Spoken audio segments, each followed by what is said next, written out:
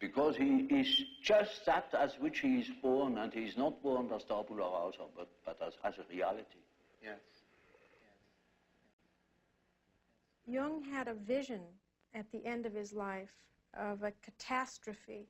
It was a world catastrophe. I don't want to speak much about it. One of his daughters took notes and after his death gave it. And there's a drawing with a line going down, up and down, and underneath is the last 50 years of humanity.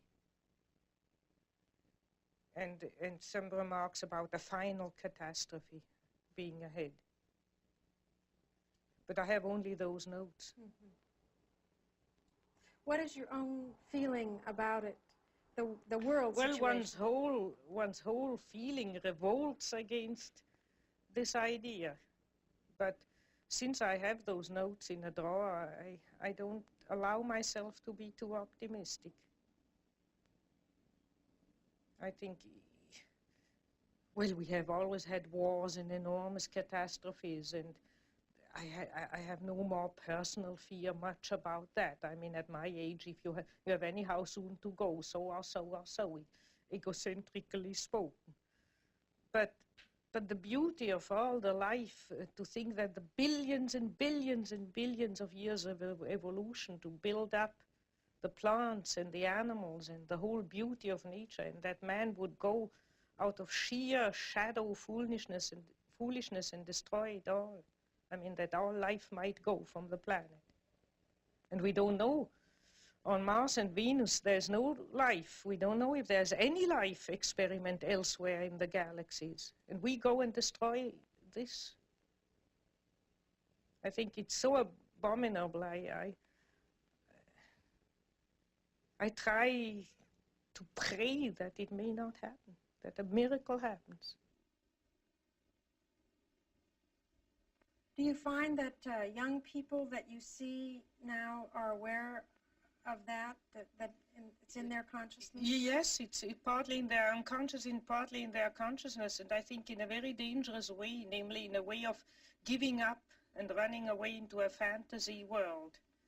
You know, when you study science fiction, you see there's always the fantasy of escaping to some other planet and begin anew again, which means give up the battle on this earth. Look, consider it hopeless and give up.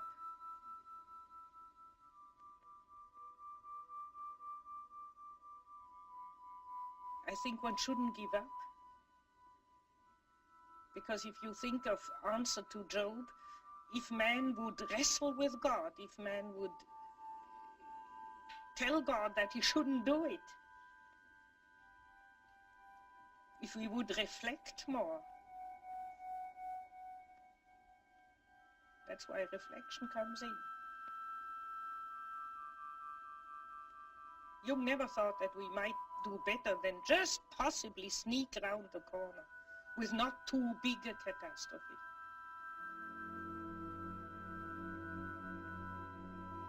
When I saw him last, he had also a vision while I was with him, but there he said, I see enormous stretches, devastated, enormous stretches of the earth.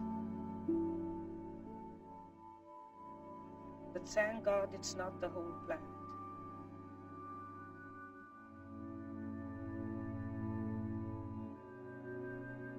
I think that if not more people try to reflect and take back their projections and take the opposites within themselves, there will be a total destruction.